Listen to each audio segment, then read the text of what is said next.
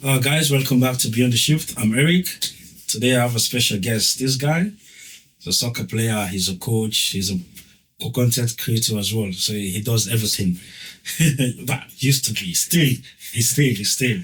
So yeah, you know the show Beyond the Shift where we talk about stories, real people, real shift. So sit back, relax, let's hold.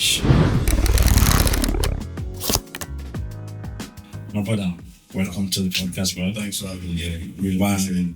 Happy to have you back. Because, hey, guys, let me tell you, the first one, we did everything good, but, something happened, so we have to come back again. Before we start, yeah? So, who's my guest? Hello everyone, my name is Rahim.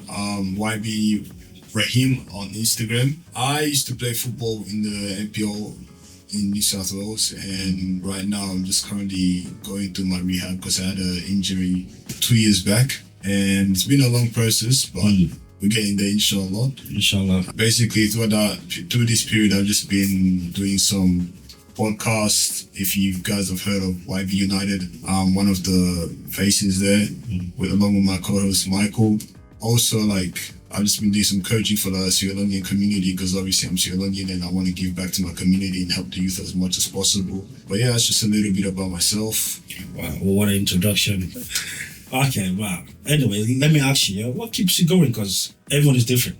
Yeah. Yeah, because for me, what keeps me going is family, work, all these things, yeah? Well, for you, I want to know, what keeps you going? Honestly, I feel like there's a lot of things that keeps me going, and one thing is just trusting God's time. Alhamdulillah, the religion that I'm in, that I have that sense of resilience that, things happen for a reason.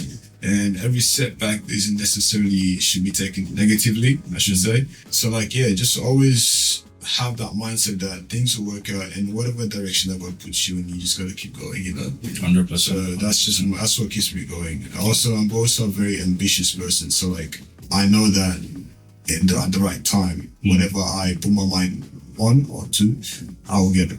That's very simple, yeah. Inshallah. Wow. What a way of starting the podcast, bro. Yeah.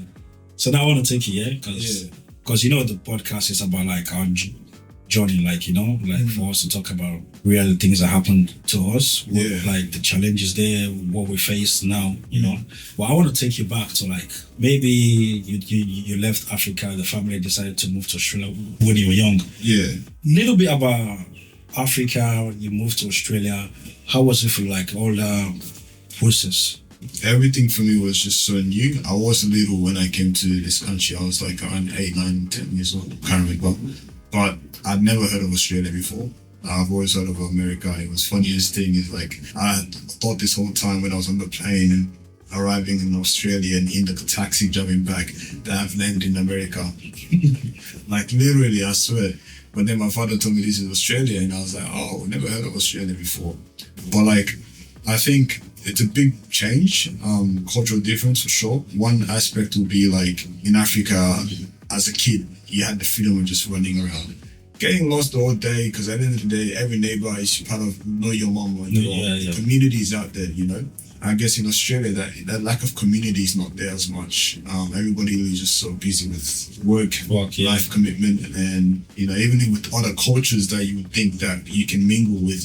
People are very reserved in Australia, and in that sense, coming from Sierra Leone when I was at that young age, just being in front of a television was just a bit annoying because I want to be out there playing with other kids and just kicking the ball around because that's what I was used to, just kicking the ball, beaters, those little things. But yeah, that was the big cultural shock for me, I think. But, I'm grateful to be in this country, the opportunities that this country has provided for me and my growth and my family. It's been amazing. There was a bit, obviously, every African kid coming to a country like Australia, they'll face a little bit of racism. Face that, cup it in the chin, literally got punched in the first day of school, which I was so shocked. I would have whooped that kid's ass, but I was just so shocked. I'm like, why the hell this blonde white kid will punch me for no reason? I didn't even do nothing to him. I ended up getting him back at the end of year 6. But it happened, But yeah, I'm grateful, Yeah. Wow. So now, talk to me, because I know you to soccer, I didn't have the chance to play with you. Talk to me about, now you moved to Australia, everything, Was soccer the thing that makes you find your way, makes you try to belong? or was there something else that you did for you to get yourself from one? Definitely. I feel like joining myself or my father putting me into a soccer club was definitely a way for me to feel belonging, if that makes sense. Because that's what I was used to in Africa. Like, you know, all of us, we just play football. So like coming to Australia, one thing that I guess still holds such a strong value that I could get into was football. My dad took me to my first football team in Auburn District. You know, I think all the great African players I've seen in New South Wales eventually start Auburn District. I played against them. Played against them? Yeah. You know how we are, you know. So I went to Auburn District and then was there first year, smashed it, won the trophy at a very young age. I was, all I could hear is Amudi, and all this. Eventually, you know, got the vibes, and then I moved to an academy, AYFI, Australian Youth Institute Football. And basically, yeah, like from then I met more people from different backgrounds, because Auburn was more like Arabs. Yeah. But when I went to that one, I started mingling with white, black, you know, Turkey. You know, my best friend's from Turkey, and we've both started at the same time. We just got engaged not long ago, mashallah. But like, yeah, through that, you know, like I met a lot of people, got to know the country. I just started my growth, you know. Football for me plays a big part in feeling the sense of feeling belonging, you know. I never really got into the NRL part. I think that's much later at school.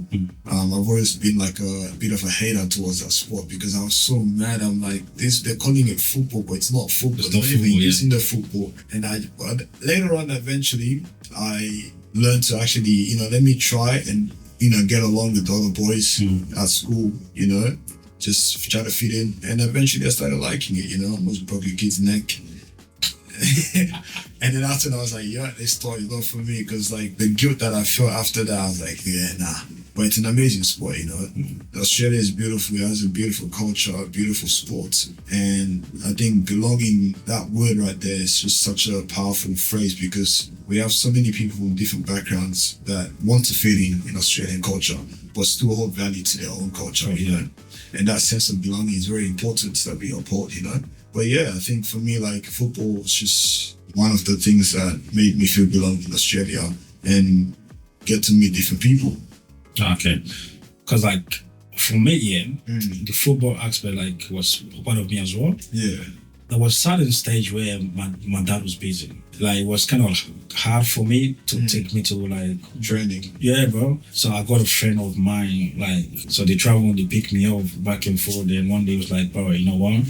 We like you or this, but it's a journey. Yeah, bro, like it was a big journey, yeah? I can't imagine. Wow, so that's what I want to ask you this. Like, how was it for you, like, you know?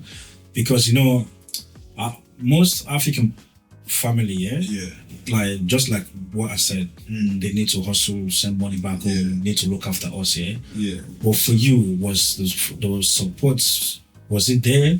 Was the family supportive? Like, you know, most family, they were just okay, enroll you, okay, you go there, do your thing, and do my thing. So for you, how was it like support wise? In terms of your soccer? I think for me, greatly, I had support from both my parents. They really worked hard for me to fulfill my dreams. Looking back at it now, like my dad especially, times he would have to call off work just so he can take me to training. And those little sacrifices didn't go unnoticed, obviously. As time goes on, obviously things got difficult. I had to figure out, I was also the oldest, figure out how to make my own way. So that would be getting a bike or understanding the train system in Australia. And then I started taking that little burden off my father.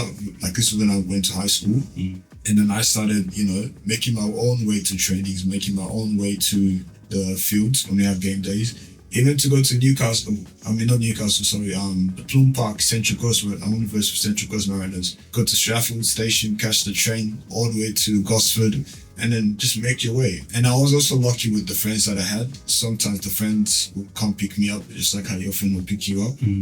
They would take me to the games if my father can't make it or someone can't make it, you know. Well, yeah, I did face a little bit of those challenges, and obviously with the fees as well in Australia, man.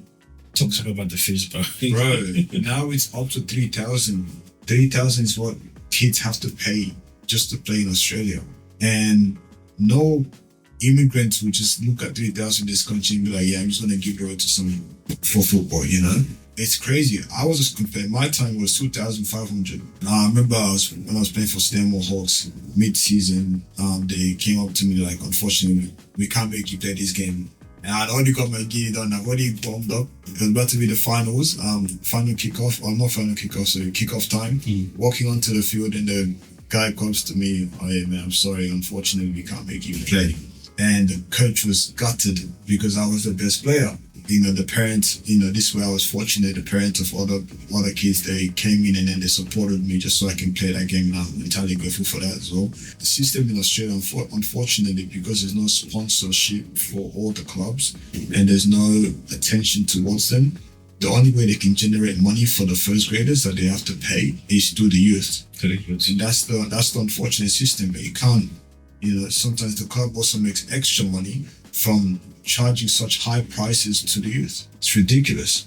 $3,000 for just to play for a year. It's absolutely insane. In overseas, they pay you because you're an investment. Yeah. They build you up as you go. But because obviously, like I said, there's no opportunity here in Australia for growth. We're getting there, we're the most played sports. But by the time we get there, it's going to be a lot too late for a lot of talent who have just gone down the drain. Oh, yeah, no, 100%. Because most of us, love the game. Like, we face those challenges, like the fees wise. The only way, if you're good, maybe the coach will ease away, But if you're not good, but you have to pay. It's a sport for the rich at this point.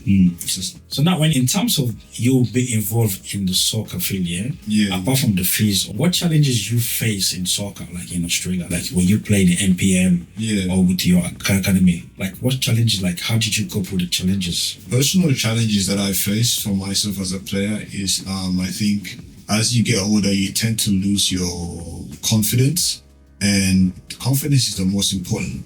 Like when it comes to the field, training, I'm the best player in the training. When it comes to the field, I tend to be too much in my head that I'm overthinking. Like I know I can make a simple pass. I know I can hit a ball as far as I want to. But when it comes to the game, because of that too much fear, you got to overcome fear. That's the most important. Have that confidence that you can do whatever you want to do on that field.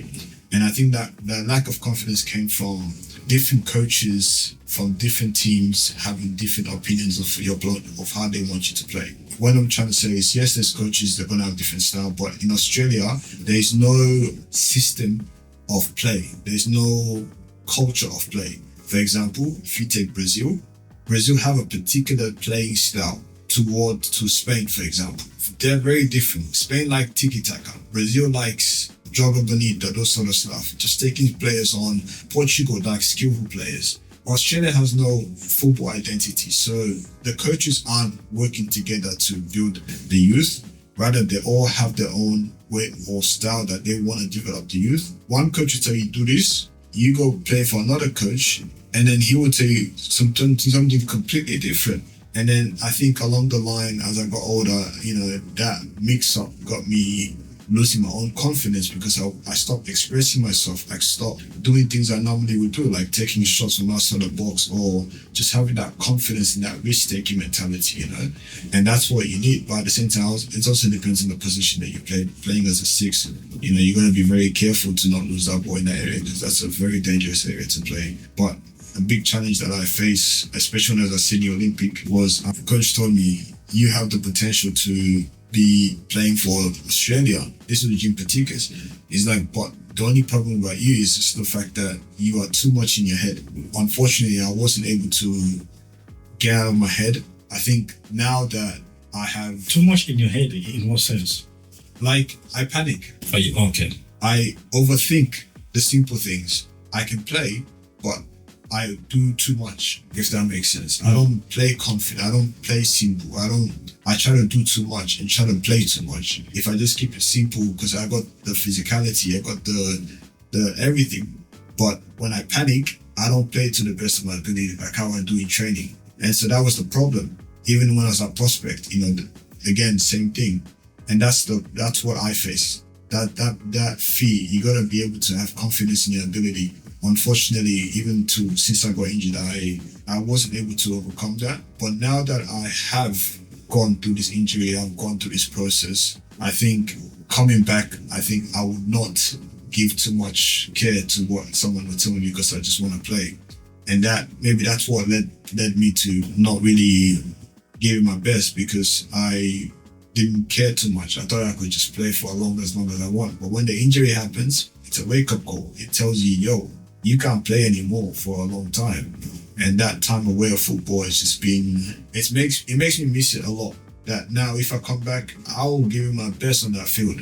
There's no one telling me not to. I will give him 100% best because I know what I've missed, you know? So why was the fear there? Like, why were you doubting yourself? See, I asked that question, right? Because when I play African Cup and I play through the season, it's very different. In African Cup, I don't know if it's because it's less strict in how you have to play, but one of the reasons why I look forward to African Cup is because I'm able to express myself. I'm able to play the best that I can. One of the reasons why I won it was basically through my strength and also the players around me. And so I'm not trying to be cocky, but that's just my own objective.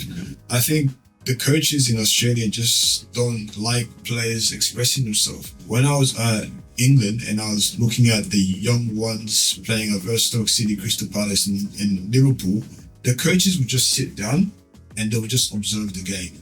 Let the players do what they got to do. And then obviously when they will pick point after and then they'll talk to the players. But they will not talk the player down to the point where he loses their confidence, you know? Maybe that's what happened, you know, I just lost confidence. But in African Cup, I'm able to just Just do your own thing. Just do my own thing, but play good for the team to win, you know? And I enjoy playing with the boys, like playing the older boys gave me that sense of confidence that I can play at a high level, you know? Yeah. So now you bring me to where we go on, yeah? So the injury, like people go through these injuries, yeah? Yeah. Well, for you, how did you mentally pick yourself up from this injury? Like what are the steps that you put in place? One thing that I'm grateful for is the support that I've had throughout the process. I was lucky to had the injury during the season. So Sports Cover Australia was able to give me some money to cover the rehabilitation process. So is it like a insurance thing? Insurance thing, yeah. For every player, if you don't know about this, your club should probably, if you've been injured, you should probably reach out to your club to help you get that insurance claim so you can get your injuries sorted out. It's up to $5,000 worth of rehabilitation fee that you use for rehab. So is it include Parks Soccer as well, or just MPL level? I think when you do that registration, I think for Parks Soccer as well, I'm not sure, but if Sports Cover says covers all sports within Australia, I'm sure every sports team should have that covered insurance. Even if you're on an academy, you should have Sports Cover, because if a young player gets injured, they have to find a way to cover that, you know. Oh, I bet you most of our boys don't know this. But maybe some teams want to be dodgy. Yeah. Pay the excess and all that. But if you probably reach out to your team to help you. My team prospect, when I was playing at the time, they were able to help me fill out the document and everything. Everything was easy actually. So I'm grateful for that support. But yeah, I had an amazing physio, Point Health Performance in Mortlake. So he helped me throughout the whole rehab last year. And I'm still going through the rehab right now. He sent me to Ethos now because the ACL and the meniscus part, they have healed. The aftermath, which is the tendonitis, which tends to build up because of the overload and obviously the knee having to do too much. That's what I'm facing right now. Initially, I was supposed to be back by now, but I can't play with the tendonitis on here and also my Achilles. So working with Ethos, which is a sports performance trainings company in Silverwater, full of athletes, boxers, soccer players, all you can name it. Yeah, so just been working with them just to get back onto the field during the mid-season as quick as possible. But yeah, like mentally, I can't lie, it is tough because like every player wants to play. You know, coaching, especially when I'm on the coaching line, coaching the young boys in Sierra Leone and African Cup, I just want to play because I can see the joy that's in this boy's face. For me, that joy was something that I used to feel. And now that I don't feel it, I just jump on FIFA here and there, just see if I can feel that same joy, but it's not the same now. It ain't the same, you know. I was playing with the ball, kicking the ball, and you can't. The mental part is draining. And so that's what I'm facing right now, you know. I think out of the ACL meniscus wasn't much of a mental thing for me, but the tendonitis, this one's painful because it makes you feel like your knee is never going to be the same anymore. If that makes sense, you might not ever be able to play because it's very stubborn and it's very hard to when it's time. I guess that's what I'm facing right now. So it's tough, and I think my only advice to people out there that are playing football is just do not neglect your strength work and do not neglect your plyometrics and all that stuff, because all those play a very big role, because you never know. Like I was going to the gym and all that. Maybe I've overloaded when I did my knee because I was doing a lot, training every day. So it can happen to anyone. And if you're playing, like you should be grateful, because you never know. You could be playing one of the best games and all of a sudden slight twist. That's it. You're gone. Jeez. Yeah. Wow, what a story, man. So now tell me, like, being a coach, well, like, how did that come across? Like, was it because of you injured, or man, how did this whole thing come about being a coach? I think even if I wasn't injured through the process, I still would have tried to help the Sierra Leone community, football community, in helping with the youth, because I feel like that's the way of me giving back. Obviously, there's a lot of problems in all the areas of the community that needs fixing. Yeah. I mean, I think because I'm young, the only way I can help out the community that I know best is through my football. So I can't really make decisions for the olders. I can only make decisions for the young ones. So I hopped on the coaching gig with Ibi the first year. And Ibi's an amazing coach, very experienced, and the boys all loved him because he gives them that confidence to, be who they want to be, especially if he's an experienced player. This is Ibi, who's got the clinical football. Yeah, if you need training, just hit that guy up. Yeah, just joined him, and I saw that, there's actually a lot of Sierra Leone youth that play football. And I just wish that what I have gone through, I can help those youth also find a better path. Yeah, the talent there is amazing. From the youth, from the Sierra Leonean, the Ghanaians, the Nigerians, the talent there in West African youth coming up is amazing, The Sudanese, bro. When these boys play, I feel like, I remember back when me and my boys used to play and we used to give it 100%, but at the time, we didn't have the opportunity to have. But yeah, like, that's how I got into coaching. I think I just wanted to be part of my community and help out where I can. It's been a pleasure doing it. Now I've gotten the position, me and EBU, from coaching on the 17s 2 years ago and last year. So now we're being promoted to coach the men's for this year upcoming African Cup. And we'll try our best to give it our best. So I'll be like a player coach, if that makes sense. Player coach, yeah. Yeah, well, EBU make most of the decision on the field, and whatever happened on the field, I'll try to give my input as well. So yeah. Wow. So guys, now, hey, actually, I want to take you this year. You play at the African Cup. Yeah. Tell me that feeling, you coaching these boys now to like the tournaments you loved, like you on the sideline, watching these young kids. Tell me the feeling there, like how do you feel? It's an amazing feeling, man. I can't lie. Like, it's a sense of pride that, these boys are playing, they're happy, they're getting along, they're having the opportunity to come together, and they have something to look forward to every Saturday. I think we have probably one of the best African Cup in the whole of Australia, because ours go for such a long time. Playing an amazing pitch, the vibe is there, the music, the meeting up, and obviously some people go there for the wrong reasons. Especially those youth, everyone's dressed up to the T, It's just like, the vibe is there, and seeing the young boys go out there, express themselves. And most of the boys that were playing in African Cup, some of them got scouted, they got opportunity to get picked up by top teams in Australia for the NPO. So it's good. I feel very grateful to have the opportunity to do it, So now tell me, like, you coaching these boys, what have you taken from these boys, like the things that you learn from them, the things that they learn from you? Oh man, what I'm going to say is a bit negative, but it's the truth. I think for me, I'm very direct, and when I was coaching, I was very direct too. If there are players there that want advice or need help, I will offer that help. But if there are players there that think that they know it all and that don't want to listen or just there for the vibes, there's not much you can do with those type of players. So I think what I've understood from, or what I've learned from this is like those who want help will reach out, and those who don't need help or don't want help, you can't do much. But sometimes you still got to have them in the team because it keeps the team together, unfortunately. So yeah. Because the reason why I asked you, because like being a player, being a coach, it's two different things. It takes you back to your youth days when that coach was telling you do this, and now you are in the position of telling. Just like what you said, man, who is this guy, man? Like, I know everything.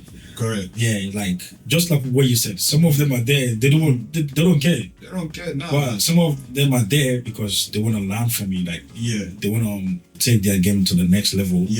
But it comes with when people, like they used to say, karma is a bitch, come back again. Correct. If you used to be like this negative to you. I think one thing for me I can take pride in for sure is that with all the coaches that I've played for, they've never had an issue with my attitude. And that's one thing that I really struggle with. I remember when I went to Sydney Olympic, the coach goes, you are very different to all the African boys that I've had. All the other African boys that I've had, they've always had bad attitude to walk away. And I was like, that's not how I was raised. That's not the community that I came from. So like, attitude was never a problem for me. But once someone told me that attitude, you can have the best ability or whatever, but once your attitude is, I already know everything and I'm already too good, I'm already good, and you don't feel like there's any way you can improve, that's it. No, this was Stoke City. One of the coach that I went with was talking to one of the Stoke City managers, and there was this kid that I versed, number 10, absolutely gun. And we all thought that this kid is definitely going to make it. Only for my coach to say that he's going to be cut the next season because he's already reached the point where he can't improve anymore. And so that attitude, attitude takes a long way. And I think with me, when I try to coach, I already know the kids that have attitude and the ones that don't have attitude. Some of the boys that are playing in like Maconi and stuff, when I talk to them, they actually listen. And especially if they're a midfielder and I play that position, when I talk to them, I don't try to change the way they play. No, I try to tell them ways they can even be better. I think that's how you're supposed to coach. But when you try to change a whole player's identity, that's when they lose themselves. They lose their confidence because what they thought was true to them is now being told it's not true, and they can have to find a whole way of adapting again. If you're a player and you have a bad attitude, you don't like to take advice, you don't like to take criticism, then you're not going to go far, man. In anything you do, even if it doesn't even have to be football, this is just life. If you can't take the harsh reality of life, then shit. Unfortunately, you are just not going anywhere. 100%. Yeah. So I want to talk about this thing, Yeah. quickly. Now you and EB gonna be coaching the community team, Yeah. What you said, the attitude there is a big factor where we're lacking, Because some kids, some boys in the community team, then their name is flying, they think they're up there. They don't want to listen to for you now, you two are young coaches, still learning the game. So have you talked to yourself, this challenge is gonna come? Have you mentally prepared? For me, I know the players, the big players in Sierra Leone, and I know obviously some of them may have that temperament, It's more about how you manage it. I think last year, I'm not trying to talk down on the coach, but one thing that a coach lacked was authority. And authority doesn't have to be in a mean way. If a coach or leader doesn't have authority over the person they're trying to help or trying to coach or guide, they're not going to listen. I think authority comes with respect as well. And I think the boys that we've had, they all chose EB to be the coach. They've all, even before last year's coach, we all wanted EB to be the coach. And that's the sense of respect that we have for EB and his knowledge and his guidance.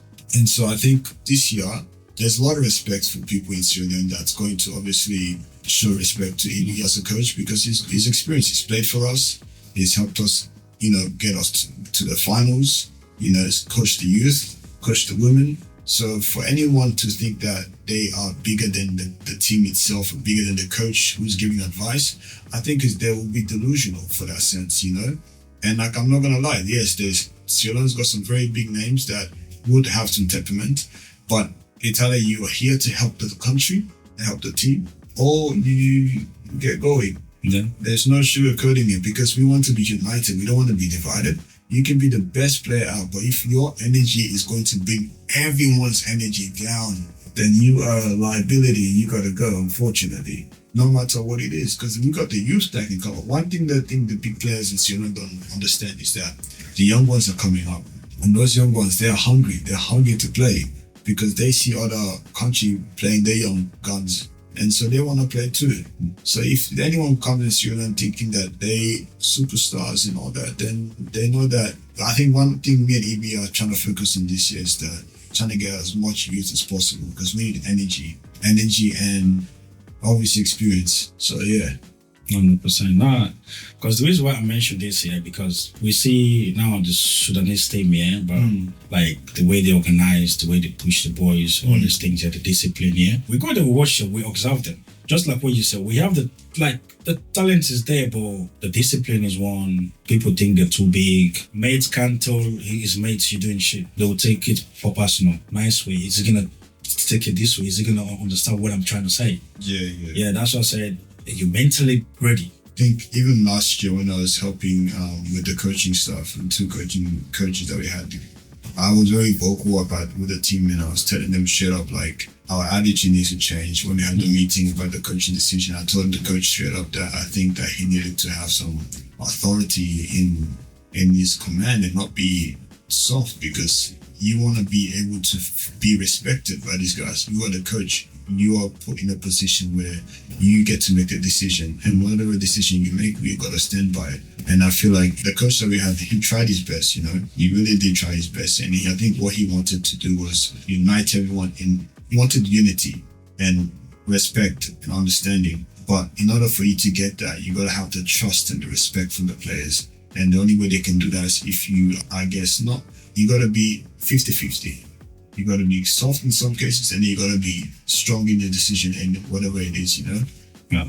But yeah, I think Ibi's got that respect, and as for me, I have the respect for all the players because they're older than me, and I'm just going to give my input, but I'll never disrespect all the players that obviously have played for Sierra Leone and they are all older than me. Even like with the captaincy and stuff like that, I would give it to an older player because they've gone through the system. Unless they give it to me, then I'll take it, but I wouldn't put my hands up for it. 100%. Yeah. So now let's put this soccer thing aside.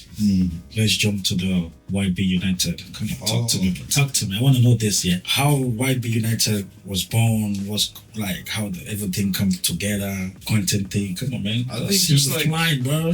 Just like how you had a vision, I had a mate of mine that also had a vision of what he wanted to do. He doesn't want to be the face of it.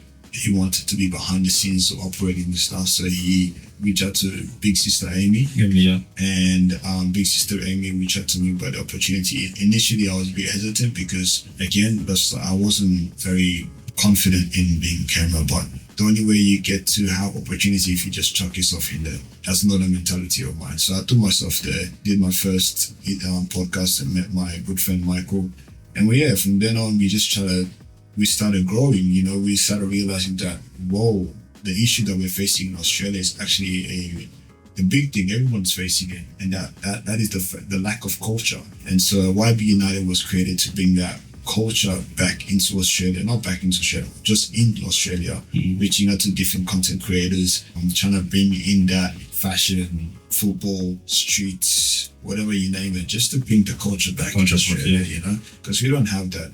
We see UK's got an identity. Yeah, 100%. Yeah. France, all these teams, all these soccer places, they all got a identity, and I think we wanted to do the same thing in Australia. And we've been taking a long break because we're cooking up something, and eventually when we're ready, we'll come back. So inshallah. Yeah. Because people like what they see here, they see the videos, they see all this content thing, the camera, like the lights shining, everything. Yeah. They don't know like the challenges behind the scene. Oh man, Talk to me, like put in one episode, like what are the challenges there, bro? I think one thing is the time the limited time that we had, the guy that owns YB United, he is a hard worker, very dedicated guy. He's worked in amazing industry as well. He's very organized as well. So we definitely depend on his organization and time management skills. Yeah, like he's got the equipment that we need, and we had a room as well, which is good, that we can use for free. And I think one of the challenges that we face is when we have a guest coming on our podcast, the first initial phase is trying to take the intro and then the outro and then the end scene. It's always been the difficult part, and it's just also like asking the right questions, because you want your guests to feel comfortable. You don't want it to feel like it's scripted. Yeah. Podcast should not feel scripted, and I think one of the challenges that we initially faced in the beginning was we had like a little script on the phone that we tend to look at and ask those questions. And I think along the line, how I overcome that was just like sack the phone. Then we just talk to you like a human being. Just tell me about yourself. Tell me about your journey. That's what people want to see. That's authenticity. That's what people want to.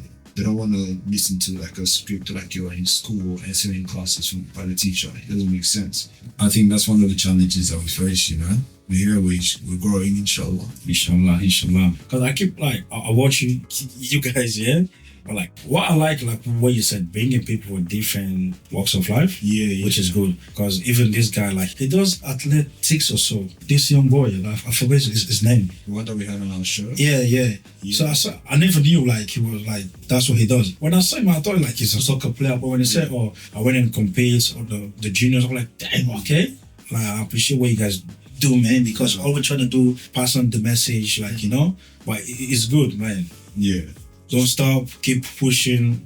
It's not easy. It wasn't easy because we were doing it week after week, and I think that's when we had the burnout, because I'm trying to handle the podcast with work commitment, trying to be consistent as well. Sometimes we do it on a Sunday, so that we miss our weekend, would have been taken away. So it was tough, but it was good. So it was good. We created something great, So what's the legacy now? What's the legacy you want to do with everything you share with us, your football journey? But legacy, but I think one thing I would like to take away from this podcast or everything that I've said so far is if you're an African and you're in a country like this, you have an opportunity to be the best possible version of yourself and take every opportunity. It's the last thing you get, because there are people out there in Africa, I should say, in other countries that wish they have the opportunity that you have. And if you're in this country, if you're young and you're an African male, the street is not worth it. Education is the key to all life success. Get educated, get into trade, get into everything, be someone important, be someone valuable, and then try to help out other people as best as you can. And when you become successful, don't forget about the people back home. Invest back into Africa, because at the end of the day, in countries like this, yes, we feel belonging, yes, we are one, but the white man will not always accept us. So that's just my thing. Okay. Yeah, the white man will never accept us. So before I let you go, there's a little twist here, just a shoot question, and we go from there, brother. Okay, it's called the shift game. Let's get it. So you shift or you keep. Welcome to the shift game, guys. So 1, coaching kids who listen or kids that think they know everything? I'll keep kids that want to listen and shift the ones that don't want to listen. Okay. Shift. Okay, so second question. Winning the tournament or seeing one of the kids' life change forever? Seeing one of the kids' life change forever. Why? I think if someone else can fulfill their dreams because of what you have done, that's also your achievement as well, just as much as it's theirs. So, 100%. So last one, old school African coaching or modern coaching? Shit, I'm gonna keep that old school, man. Somebody's gonna do some slapping, bro. Okay. No, all good. Man, I appreciate you, man. Nah, no stress. Before I let you go, bro, Beyond the Shift, what's Beyond the Shift means to you, brother? Beyond the Shift is a feeling of belonging, like you belong somewhere, and it's amazing. 100%. I can't wait for this thing to go global. Inshallah. By the grace of God, it's going to happen.